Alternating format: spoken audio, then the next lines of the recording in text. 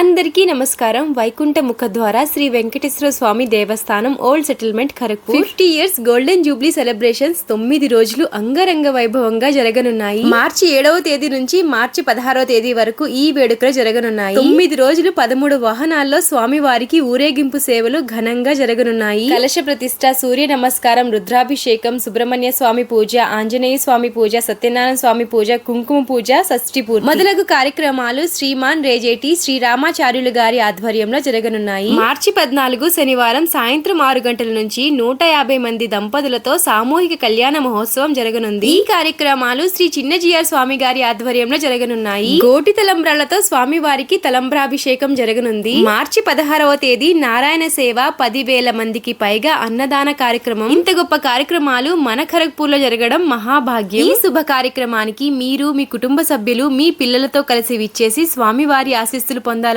మనస్ఫూర్తిగా ఆహ్వానిస్తున్నాము. Thank you all.